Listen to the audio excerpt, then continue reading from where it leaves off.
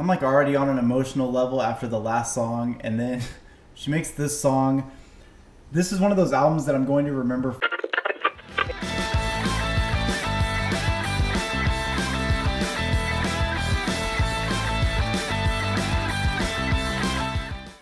What's going on, everybody? Welcome back to the channel. I'm Steven. This is Steven Reacts, channel where I react/review your favorite music. And I started doing album reactions. I did my first one yesterday and I had a lot of fun doing it, mostly because, you know, when you're like driving and stuff and you put an album on, usually it's on shuffle, or you put a playlist on, you put it on shuffle, you don't really think too much about it, you just kind of listen to the music. And one thing I like about doing these album reactions, or like reviews, whatever you want to call what I do, is that I can put the album on, actually give attention to each song, because more often than not, I've found in my life that songs on the album that are not hyped up are actually better in a lot of cases. And I feel like you just get to really share that moment, you know, with what an artist was hoping to put out through that album. Because a lot of albums are random, but a lot of albums also tell a story in some way, whether it be just the theme of the album or just the overall vibe of it. But I'm excited because in today's video, I'm going to be listening to Billie Eilish for the first time. Now, the reason I say that is, I mean, I've obviously heard the one song that everybody's heard. Which one is it? Oh, Bury a Friend. Yeah, it's been played everywhere. Everyone's heard it. It's been on everything, everywhere. So good for her. But that's all I've ever heard from her. So I've never really gotten a chance to like dive into her music or anything like that. And I figured we're doing album reactions. Why not listen to When We All Fall Asleep, Where Do We Go? So I'm really excited to check this one out today. Honestly, Billie Eilish seems like such an interesting artist. I've seen a couple interviews from her. I watched her on the Hot Ones, which was actually really cool. And she's kind of hard to figure out. Like, she's very interesting. Her style is very interesting. There's a lot of things about her that stand out. And so it's kind of cool to dive into the music to see like what the hype is about, because people literally love her. And I mean, it's cool when an artist is able to get that successful to the point that people are like that obsessed, but it makes people like me who haven't really heard her before kind of feel a case of FOMO. Like, I feel like I'm missing out on something. So what better way than to experience it with you guys? So we're gonna get into it, but before we do, don't forget to like this video. It helps me out a lot. Also, don't forget to subscribe to the channel. Follow me on Instagram. You can follow me on Twitter as well. Last but not least, guys, I have a vlog channel. Check the first link in the description. Thank you guys so much. Now, the way this works, YouTube copyright hates me, so I'm gonna listen to every single song all the way through, because how could you possibly have an opinion on a song if you don't listen to it from start to finish? That's my personal opinion. And on top of that, I'll just cut it up a little bit, and if I upload it and YouTube tries to block it or whatever like they usually do, I'll have to take the audio out. But I'm hoping that at least snippets of the song can make it into the video without causing too much drama, because for whatever reason YouTube is not a fan of me when it comes to copyright, whatever the case may be. So hopefully there's audio. If not, I apologize, but I promise that at least the commentary is something that a lot of reaction channels don't even do. So if you want to stick it out with me, I would greatly appreciate that. Okay, without further ado, this intro track is called exclamation points. My Invisalign, and this is the album. Okay, so maybe it's silly to have that as an intro track, but judging from what I've seen, Billie as her character, as sort of her attitude and who she is, I've watched a couple interviews with her. Like I said, she did that one with Rainn Wilson where he kept calling her William Eyelash. It was fucking hilarious. But one thing I've noticed is she does have quite a personality. So even though the intro track seems kind of silly, it makes so much sense because it's her. If another artist did this, maybe it wouldn't be as funny, but it's like perfectly on point for her. Okay, the next song is called Bad Guy. Now, I don't know if I've heard this song.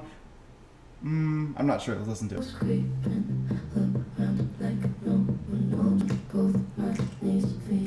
So right off the bat, one thing that's a little bit interesting about this song, I'm pretty sure she's 16 in this or 17 in this, and this song seems a little bit lyrically a little bit sexually intense. She said bruises on both my knees for you, which could mean a number of things. Begging for you, things like that. So just a little bit interesting lyrical content, but at the same time, like, you do you, girl.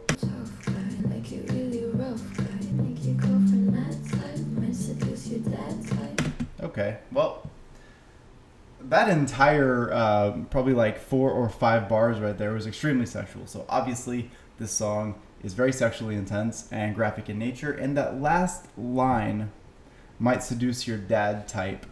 I want to say that I hadn't heard this, but I saw people on Twitter like freaking out when she had that lyric in the song. Yeah, it's edgy, and yeah, she's young, but I guess it was smart, right? Because so many people were talking about it. It's just like really great marketing. There's a lot of debate on like why major record labels and agents and stuff would have allowed a teenage girl to say that in her song. But then the other part of it to me is like, I don't know Billie Eilish all that much, but like if that's her energy, if that's like her vibe, that's what she does, and that's what she wants to do as an artist, then it's kind of, we're kind of in a weird place to try to tell her that that is or is not okay. Now, if she wasn't writing any of the songs, my understanding is it's her and her brother that write these songs. If it wasn't her writing it and it was like some guy writing it for her to sing, I would feel like I would have a moral dilemma with it. But I feel like if it's coming from you and that's just how you feel, that's you're in your feelings with that, then I mean, who is anyone to say that that is wrong? Because I feel like we don't give that same energy to 15 and 16-year-old rappers talking about doing these same things but to women, and I feel like that energy is not always there when it comes to that. So in my opinion, I say we just let it go. Honestly, the bass lines in this are so good.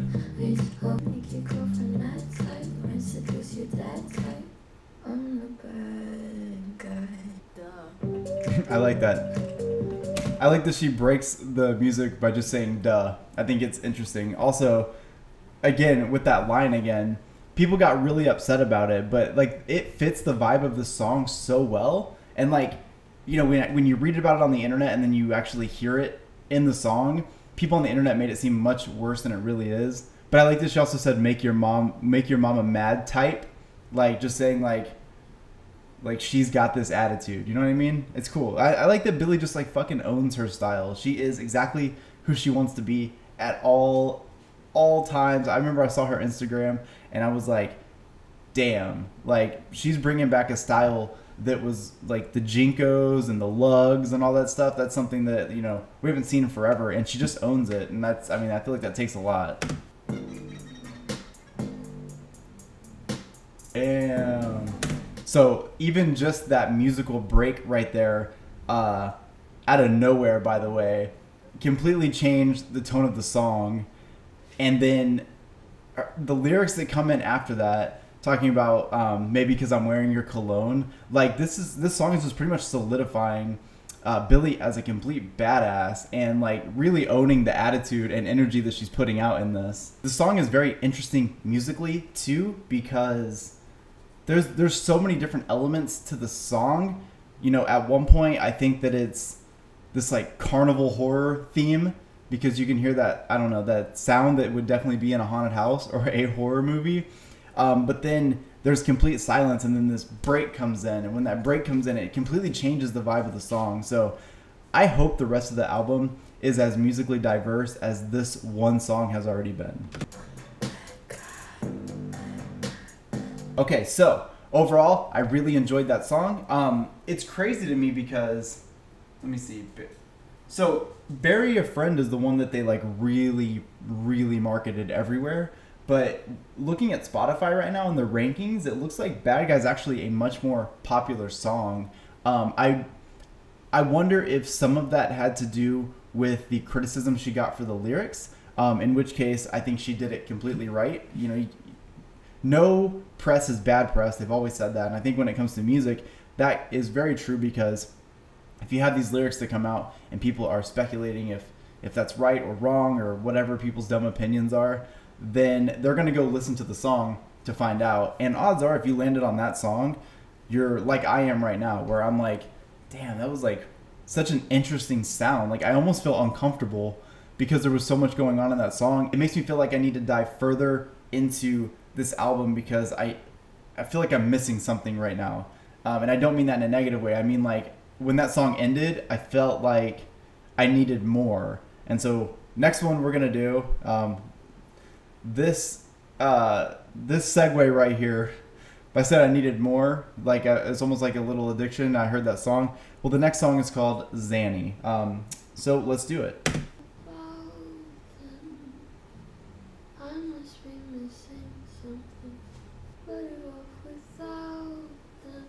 So right off the bat, this is a sound that I wouldn't have even imagined being in this album. This sound, judging off of A Frend and Bad Guy, I didn't even know Billie sang like this. This is actually like really good, and it's kind of a cool change up.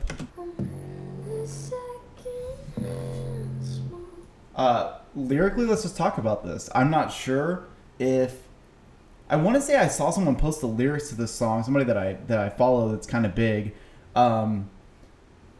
It's cool because she's writing a song, at least in the first 53 seconds here, explaining that she doesn't need a Zanny. And at one point she says, I'll just be over here drinking a Coke. And it makes me wonder, but also proud, because it makes me wonder if she's not really into the whole drug thing. It makes me proud because, and I'm guilty of this too, I guess. You know, I hear the first couple songs, I hear a couple things about her, and I immediately would assume, based on current music standards of people with the same sort of style, and this is bad because I'm stereotyping now, and that's the worst thing. But you just assume that, oh, okay, well, maybe she's into like the drug culture or like the Xanax culture and all this stuff, because honestly, that's like what a lot of the younger generation is into now. I'm 28 years old. That wasn't a big thing when I was young. Unfortunately, it was heroin. So it's kind of cool to hear somebody, and granted, she's still young, but it's cool to hear somebody with this big of a platform, at least in the first 53 seconds, pretty much dismissing those kind of substances. So let's see where she goes with this. Also, beautiful, beautiful music. This is sick.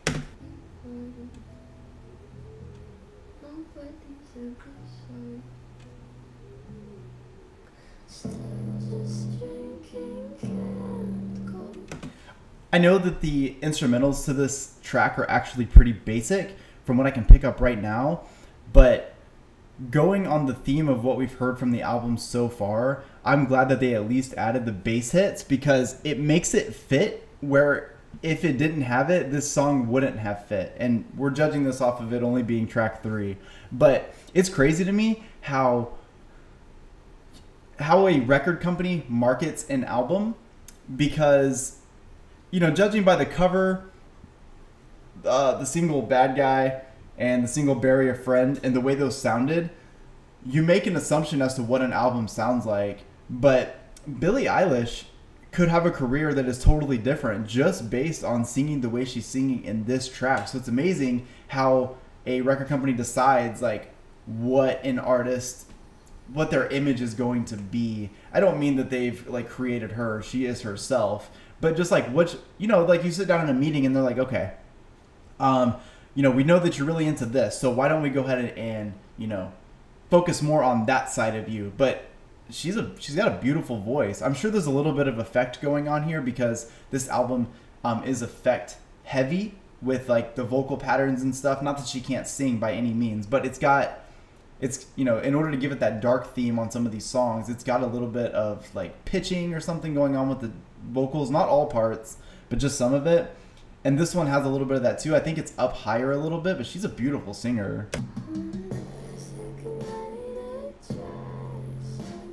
I take back what I said about the effect. I think she's just harmonizing her own vocals in this. I think that, and this song, I think it's actually all her.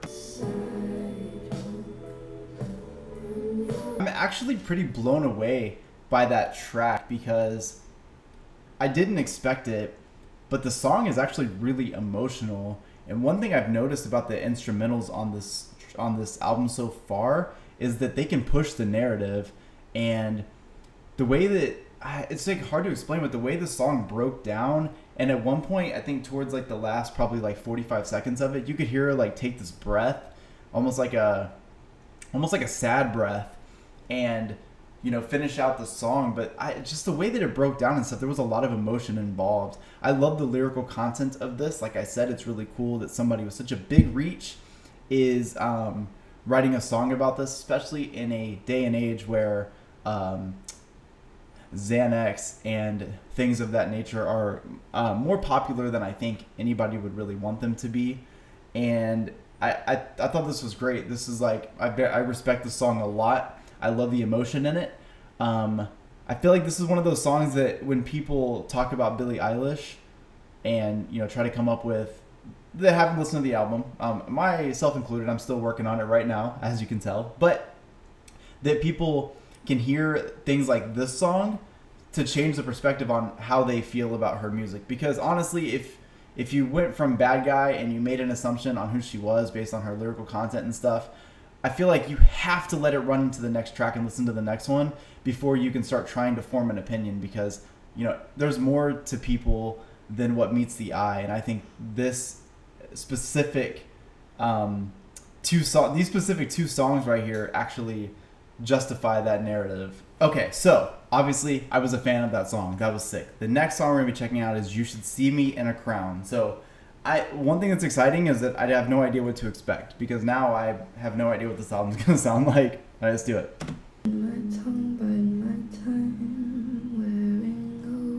You should see me in a crown. I'm gonna win this nothing sound. So this song already sort of has a similar vibe to Bad Guy. The instrumentals on this album, I think, are very memorable. I know I've mentioned them a couple times, and it's because when you hear beats like this that just go so well with the music, maybe one other thing too is that Billie's voice, while it is stand out and it's honestly really amazing, it almost sounds instrumental. And so we're kind of like being drowned with just a ton of instruments, Billie's voice included, that sort of create the theme to each song. And I really like the vibe.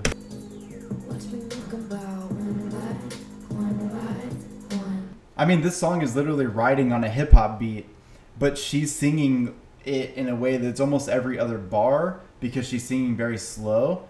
And the way she changes her pitch during the verse sounds so good. And I like that whenever it transitions finally back into the chorus, there's like this, it's almost like her voice recorded and then played over in a synthesizer at a much like deeper pitch that plays right behind her voice. Oh my God, dude, this song's so good.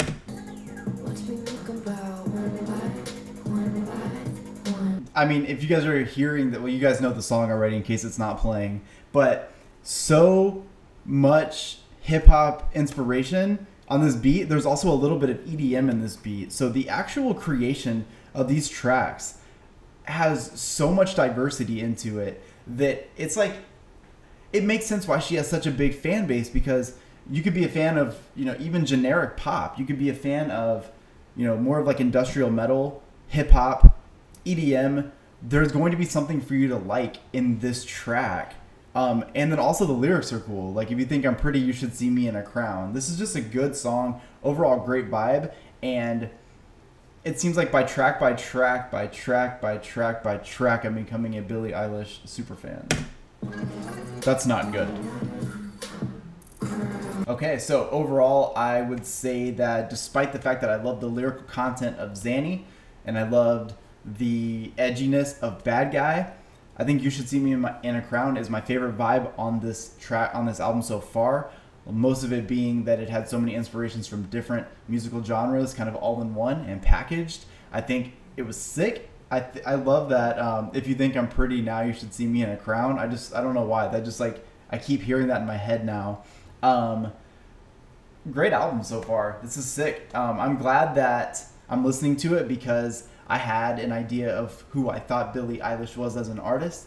I had an idea that the whole thing was just this big edgy, you know, way for us to talk about it on the internet. Not in like some negative way. Like I said, I am happy when people can make that kind of organic marketing, but there are some sleepers on this album and I can tell already, and we're only on track 5 now. So this next song is called All the Good Girls Go to Hell. I like the song title. Let's hear it.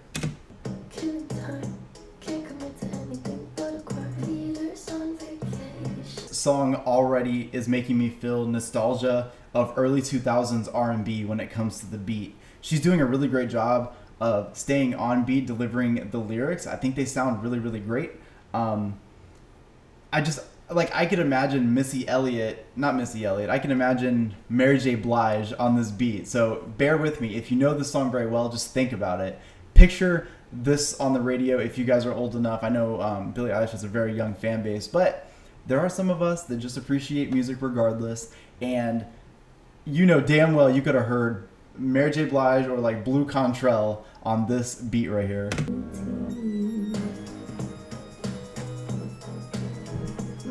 I love at the end of that track how she did like the laughing and stuff. Like I said, some people find that stuff kind of corny. I like it though because it really fits her personality. Like if you've ever watched anything with her in it, you know that she's just like really goofy.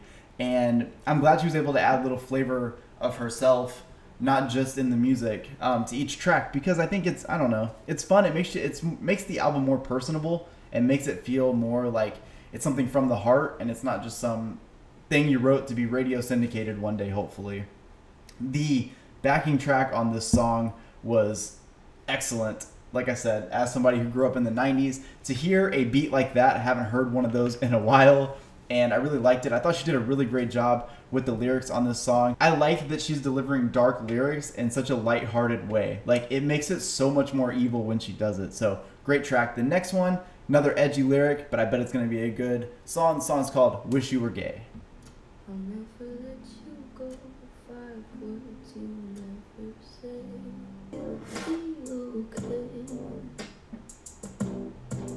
Have you guys noticed that it's the songs that sound more like this that I seem to be drawn to more? Even though I like the dark vibe of the, you know, the singles off the album, I think that she really shines in these moments where she's got a very catchy, you know, more of a poppy beat, and she's just like really utilizing her vocals in the track. I feel like it just stands out really good, and it really resonates with me and makes me want to hear more and more. Again, I think it's very interesting the way they choose to market albums, because this is not the content that I was expecting on the album at all.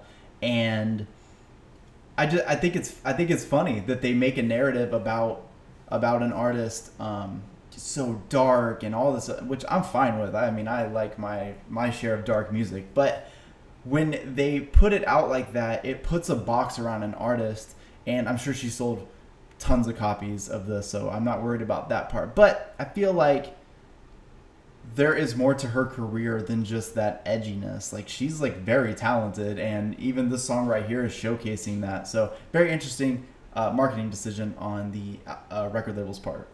Just say that I'm not your preferred sexual orientation. So I didn't want to assume it, but I was trying to think of what she meant by "wish you were gay." Kind of getting it now. It makes more sense. I like the way that she finally like made that easier for me to understand. And I am totally into this sound from her. I feel like just based off of the sound of this song and the sound of her vocals in this song, her possibilities are endless for what she would be able to do in her music career. She would not have to be stuck in this narrative that she's some dark artist or whatever, because this song is so good. It is something that you could hear on the radio. I mean, the lyrical content is probably what stops it from being able to be like mass played. But I mean, I feel like I could be in a shopping mall and this could be on, and I would be like, okay, I feel you. This is just a great song.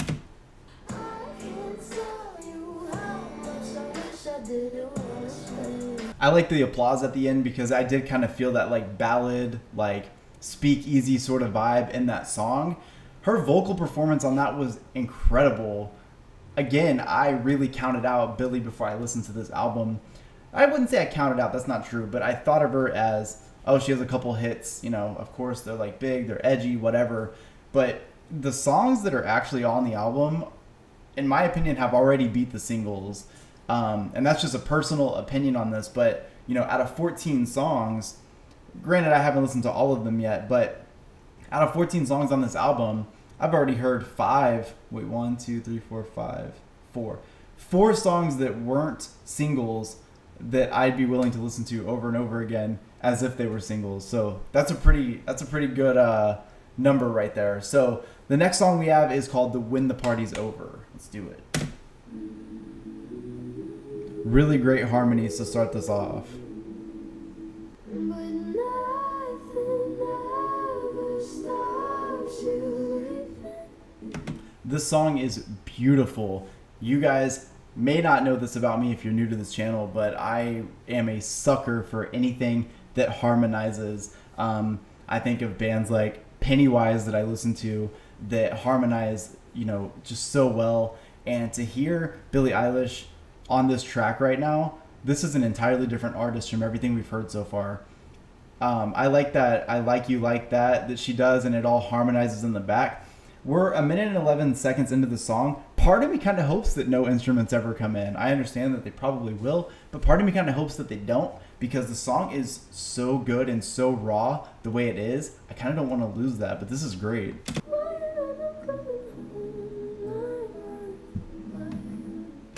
I literally just have to tell you guys one more time how beautiful I think this song is. It's got, you know, there were things I liked about certain bands. One group that always stuck out to me was Mumford & Sons, and the reason that I liked them was for the harmonies that they had that are very similar to what Billie Eilish has here. And it's such a beautiful sound, and it really like puts you in a trance. Like, it's very hard for me to stop this to tell you guys how I feel about the song, because I honestly like don't want to not hear it. There was a little bit of guitar that was added in, and I don't feel like it took away from the song at all. It's crazy that I can get 7 songs into this album and already feel like this album has a much bigger impact than just its commercial success. Like, take away the money from it, take away, you know, the streams and everything, and listen to the album for what it is. And like I get it. People that actually picked up the album and didn't just love the singles, I get why you would be like, I'd love to hear this song live. One thing that is for sure on this album is that the lyrical content is extremely depressing for the most part. I don't know if you guys have picked up on that at all. You can definitely tell in the lyrics that it's just a depressing album. The way she delivers it as well is very interesting, because even with When the Party's Over, which sounded like there was a situation of friends with benefits, like, you call me a friend but keep me closer. I wish I could lie and say I like it like that. The way that she delivers it, it almost sounds like at first this would be like an uplifting, happy song, and then you really get into it and you're like, damn, like, that sucks. And that feeling, just like I brought up Mumford & Sons, when I first heard Mumford & Sons, and I wasn't paying attention to the lyrics, but I heard all the harmonizing and stuff, it just sounded like really fun, like poppy.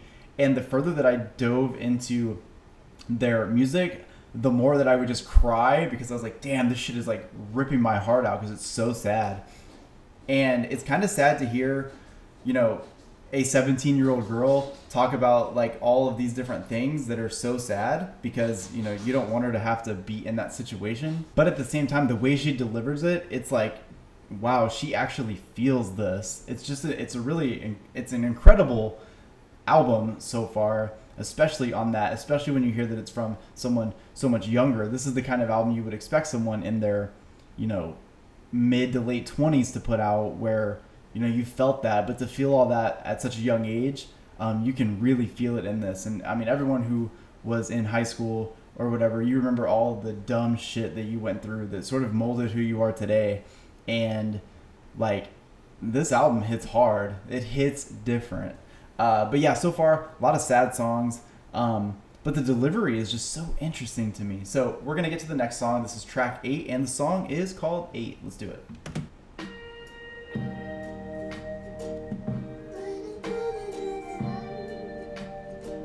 Again, the harmonies in this song, just like I've said about some of these other songs, it's really great too, because she utilizes the harmonies as an instrument. That's one thing I've noticed about like the production of this album on Billie's side, is that when she harmonizes, it just becomes another instrument. And it really fits well in this song, having the, what sounds like a ukulele as the main instrument. Could be something similar to that. the harmonizing just goes so well with it. Again, it sounds sad though. Like I get bummed out listening to the lyrics because I feel bad. It feels bad, man.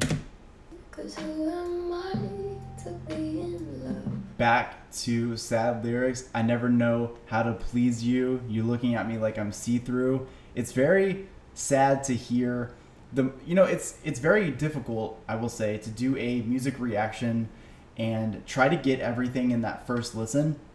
I see some of these reaction channels sometimes and like the whole thing's totally bullshit. Like they overdo all this stuff and try to pretend. Like I don't know how you could be sitting here like dancing to this. This album is sad, and if you're listening for the lyrics, it hits different, and it's hard to get all of the lyrics in at once. But the overall, I'm just like, at first I was like, okay, we're gonna see like a happier, and I could tell like the first, like You Should See Me in a Crown, I feel like was a little bit happier.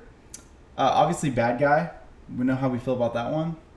All Good Girls Go to Hell, but then like now Wish You Were Gay When the Party's Over, 8, we're starting to like get this downfall into depression, and it's making me depressed. But it's such a good album that like it's one of those ones that like it hurts to cry, but you want to do it anyways because you just want to listen to the album. So I like that song. Again, it was sad. Once you really start realizing what's happening, it is sad. But I like something about the way that they're doing these very simple instrumentals, and they're really focusing on that lyrical content and Billie's delivery. And that's important because I think with a lot of radio pop music, we get so caught up in like the catchiness of the beat or whatever. I always think of that Havana song. While the content was like, while the song was great in all elements, the beat is what kept me going back. The fact that she kept going ooh na na na, right? And you're like, damn, I got to keep hearing that over and over again. And that's kind of like the point. But I hear a song like 8 here, and they dumb everything down to the back, but still sound great. But they bring it all to the back, and they focus more on that content. Even though there wasn't a ton of lyrics, it was the meaning behind those lyrics that she was really trying to put out in this message. If I keep saying they, it's just because I know her and her brother co-collaborated on this album. But yeah, very, very, again, another sad song, another sad Billie. Yeah, I mean, it's hard to go through these songs and not mention how sad they are because there's an ongoing theme. So we'll see where we're going to get to next. It's going to be My Strange Addiction. Let's do it. There's a whole crowd of people out there who need to learn how to do the scar. To be talking to you, but I don't know. Should have taken a break, not an Oxford comment. Okay, so we're back into a more upbeat song. The last couple were a little bit more on a down slope, so she brings it back up with this song. I like it. I love the Office references. I feel like if you know, that's like one of the only things I know about Billie Eilish is that she's a huge fan of The Office. So I'm really glad that she actually used some sound bites from The Office into this song just to kind of show that she is that girl. I like it. Again, I'm glad that, she's able to bring the vibe back after bringing it down for a second, because you're almost like on this like emotional roller coaster so far. This is why it's important that you don't listen to albums on shuffle. A lot of people do that, and there's a reason that the tracks go in a specific order, because there's like a certain vibe. You can get the vibe and you can go through this emotional roller coaster with the artist as they intended it to be. So don't put your albums on shuffle. You only put playlists on shuffle.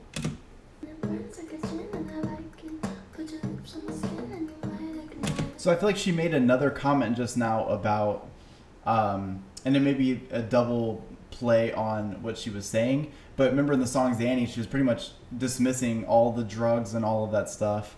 And even in this song just now, she just said, I don't self-medicate. So I feel like she's got that ongoing theme going on within herself, that she's, not about substances, which is really cool. It's cool to see the youth speaking out against that when, again, it's so prevalent in just modern day society. I love that there were more Office quotes just now. And I like that she's playing that, because My Strange Addiction, she's talking about, she's got one theme going on in the song about it. But then the other thing, again, if you know Billie Eilish at all, you know that her strange addiction is The Office. So it's cool that she's got both of those elements coming into the same song. Pretty sick.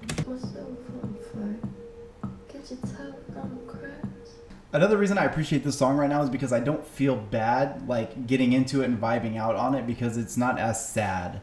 The other songs, it's kind of hard to like sit and dance around or kind of like bob your head because it's like so sad that I feel like I should not be getting happiness out of it. But this one, I feel like this is more of a bop and it's a little bit less of a depressive song. So it's fun. Like I said, I'm glad she brings it back to put you onto that emotional roller coaster. That's very important. Okay, so that was My Strange Addiction, and I have said it already, but I'm glad that she was able to bring the beat back, a little bit more upbeat. The song wasn't as depressing. I think that that was very important because, again, you listen to a track by track by track on an album, you get a little bit of story, you get a little bit of vibe, you get a little bit into the artist's feels. I feel like when you listen to an album, it's an artist speaking directly to you, especially when they write the majority of their music. I feel like it's a whole different experience than anything else, and that is how it should be shared. It's the reason that I enjoy doing these album reactions, because otherwise I probably would have never listened to this entire album, and I definitely wouldn't have given it this kind of attention. When you listen to something for the first time with the intention of trying to pick things up in the song that you like, it changes the entire dynamic of the way music is. So I really enjoyed that. This next track here, I'm familiar with, but we are going to listen to it anyways in this setting. The song is called Bury a Friend. Vocals in the song are so good. You know, this one thing about this song is it is very, I talked about another, I think in Bad Guy, but this song also gives me that like feeling of discomfort, like there's either something missing or there's something that I'm not understanding and it's making me feel uncomfortable. And I like that about this song because it invokes a very interesting physical response to it. The harmonies in this song are like deadly, like they're so dark and they're fit in the perfect place in the track to just be extremely uncomfortable. I love it.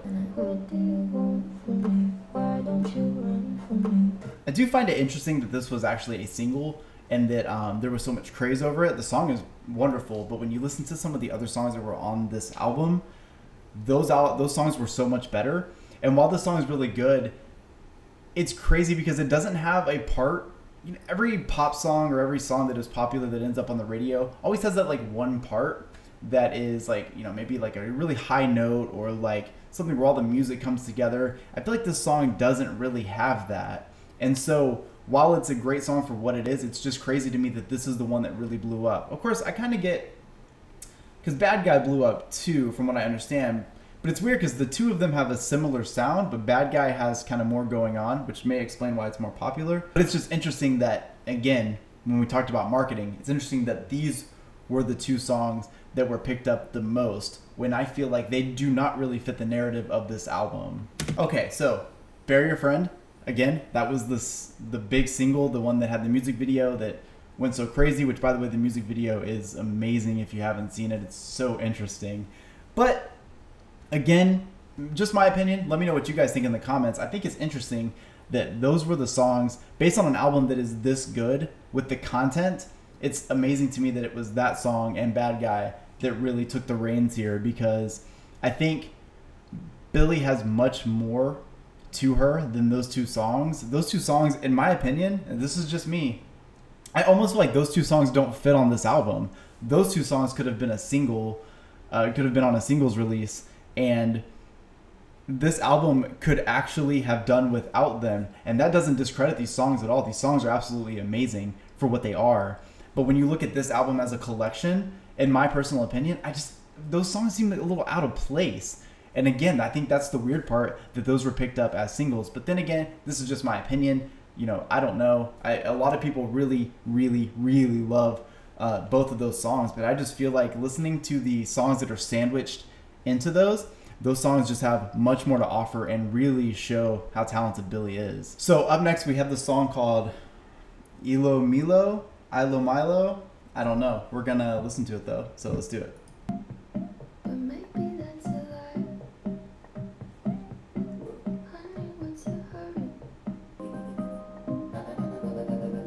I love that effect on her voice right there. So I like how upbeat that song was, even though it was still sad. I just like the way that her vocals did kind of in the chorus, how it was like, da-na-na-na-na-na. It was just like, it had a really good flow to it.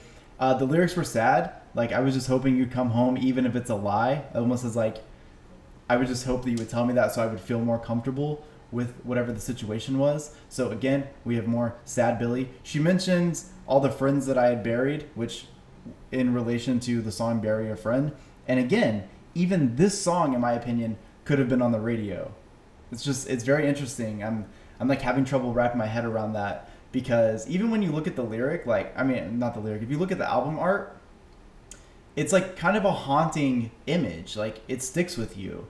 And I think about what the intention of that was, and that edginess sort of like, I mean, it works for me when I hear the song. When I hear someone talk about Billie Eilish, I immediately think of the song Bury a Friend, and I immediately think of this like dark pop. And I was confused as to how it got so big, because it's such a niche. I mean, it's big now, but it was such a small niche for such a long time. And the more that I listened to the rest of this album, the more I realized that it's just one small part of her.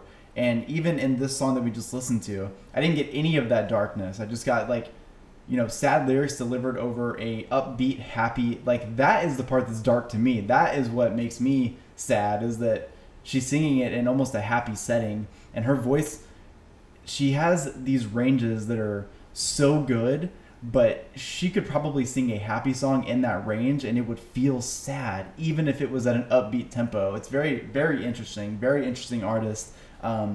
This next track is going to be called Listen Before I Go.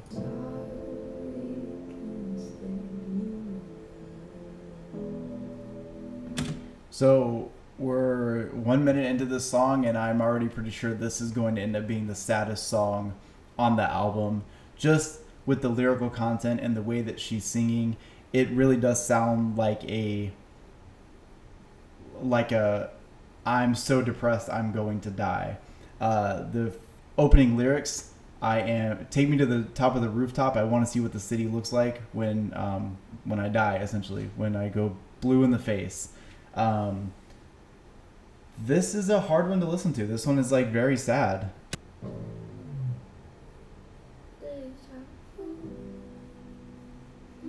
So there is this, first off, I'm sure you guys are aware that how sad this song is. I feel like I'm gonna cry at some point here. There is this very disturbing bass hit that has probably hit 2 or 3 times now in this track,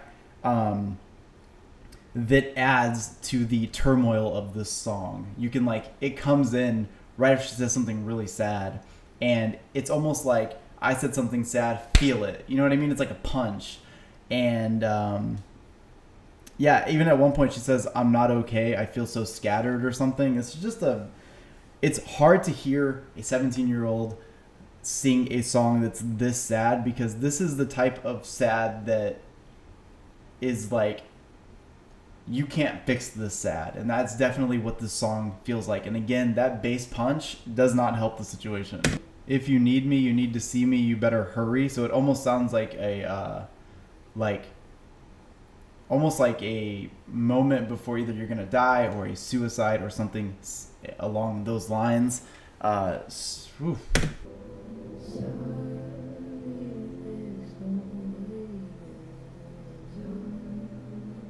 Call my friends and tell them that I love them. This is definitely, I mean, there's a song called Goodbye and we ain't there yet, but this is definitely the saddest song on the album. Lyrically, musically, the bass punch, I wish it would stop doing that. This is just this is a lot to take in from a track. So highly suggest that if you did not listen to this track and give it good attention, go after this video and listen to it again, because it hits different. That track ends with sirens, and it sounded like a woman screaming. Damn, that song puts you right in your feels for sure. That is definitely one of the more sad songs I've heard in a very long time, because, and I'm just speculating, but it sounds like she's singing from the perspective of someone who is going to commit suicide.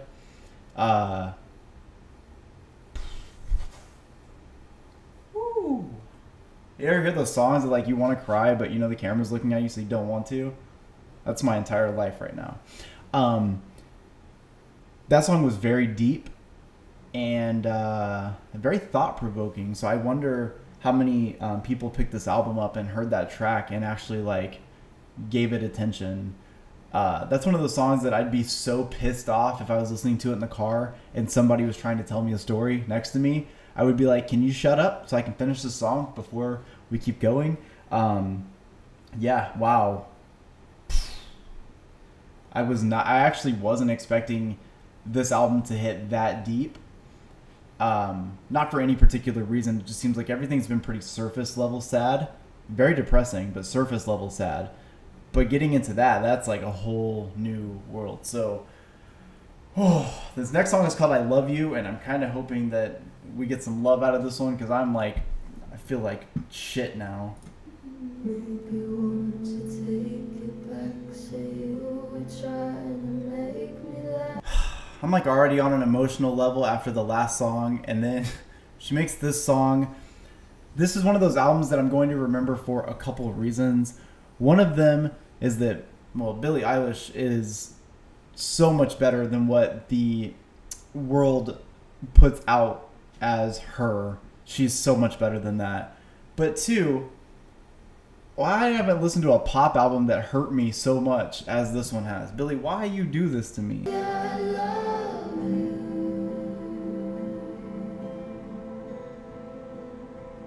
The way it builds up into the chorus, it almost sounds like it's going to be the sound of it makes it sound like it's going to be happy, but the lyrical content tells you that it's not. And that's what fucks me up with this Billie Eilish shit, is that everything, well, not everything, but a lot of these songs sound happy, but they are not. They are dying inside, and this is hard to listen to. So that song is also really confusing because if it's a love song, it's the saddest love song I've ever heard. Maybe that's just the way that Billie Eilish delivers music, but lyrically it sounded like there was a conflict amongst the love, and that's just off first listen. Maybe after a couple listens it would make more sense, but right off the bat it's just sad in my opinion. It's just the vibe I was picking up off of it seemed really sad, and you know, it's just, this album's just sad, but it's so good, but it's so sad. And sometimes you just remember albums for certain things, and I will definitely remember this one for very specific reasons. Coming off that, we have our last track. This song is called Goodbye. It is only 2 minutes, being the second shortest song on the album, despite the intro, the exclamation point intro. So let's do it, and then let's talk about the album.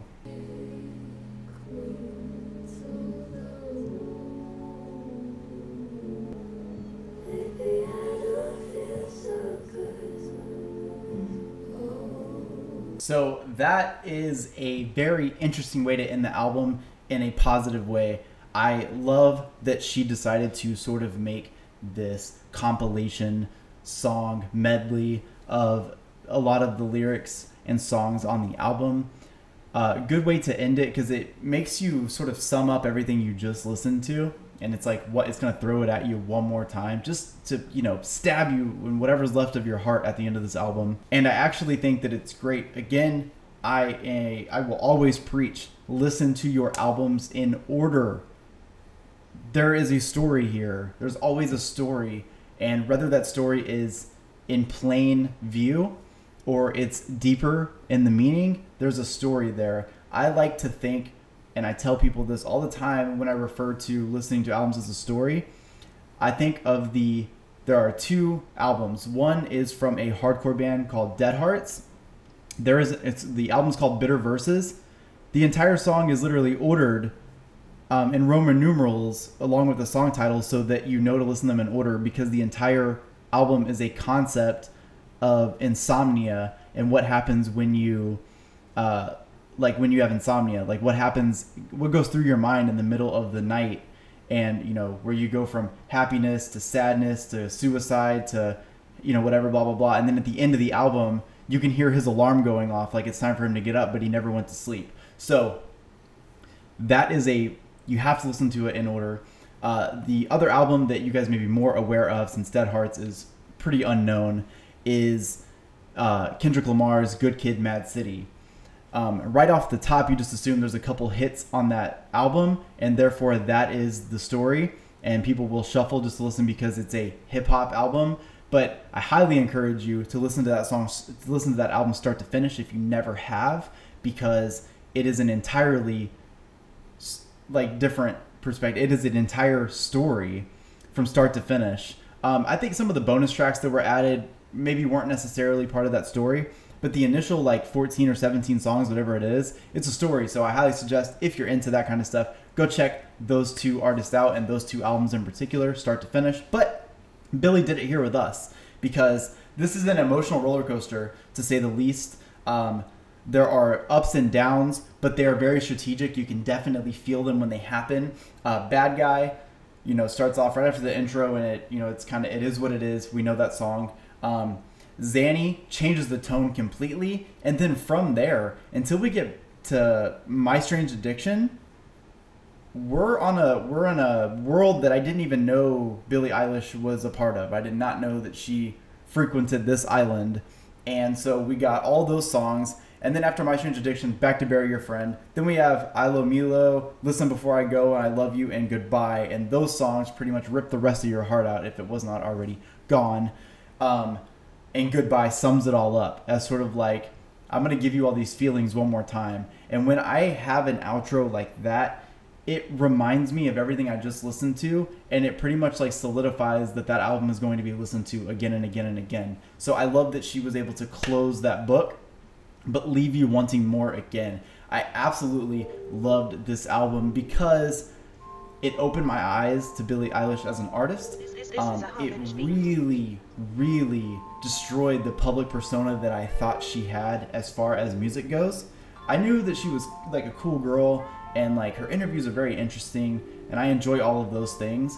But to hear her on a musical level that is much deeper than just, this edgy girl, that wears bigger clothes and has her own style, there's so much more to her than that. And this album shows that. So I like it for that. And two, the lyrical content in this album is above and beyond what I expected. It's extremely depressing. So much depressing that I can't believe that a 17-year-old wrote it, or 16, I'm not sure how old she was. It's that deep, and it's very thought-provoking, and there are some interesting things that are talked about on the album. One thing that sticks out to me is Listen Before I Go. That is definitely a pre-suicide song, and it's hard to listen to, especially if you've ever been in that situation or you've had those feelings. When you hear that song, it hits different, like I like to say. But I'm just really appreciative that I actually sat here and gave this a real listen, because there is so many redeeming qualities to this album, and I've never heard anybody talk about any of them. So I don't know, that makes me think that people really aren't listening to the music, because this is absolutely amazing. Like I said, I know that she collaborated this album with her brother. They wrote it. And I don't think that takes anything away from this, because at the end of the day, the content is there. The vocals from Billie are amazing. Again, she could be doing something totally different with her music career, and it would work for her because she has such a wonderful voice and it's very unique. But I overall absolutely loved the album. I am hesitant to go more into her catalog. I guess I don't really know how much there is, but I know she's been around longer than just a couple months. So if there's other things you guys think I would like based on this album, or if there's another side of her you'd like me to see, please let me know in the comment section. I hope you guys like these album reactions, because I have a lot of fun making them. It's more than just checking out one video and talking about it. I feel like I'm, for a moment, stepping into their shoes and really listening to their story, and it's awesome. I love it. It makes me feel like such a nerd in the best way possible. So I hope you guys like this. If you did, please make sure to like this video. Don't forget to subscribe to the channel. We have over 100,000 subscribers now. I thank you guys so much. Also, don't forget to smash There's Nothing There. Make sure to follow me on Instagram. It would mean a lot to me. And, you know, let me know in the comment section how you guys felt about this. Let me know what you guys got from this album. And, yeah, I want to know your opinions on it. So thank you guys so much. I will see you in the next one. Peace.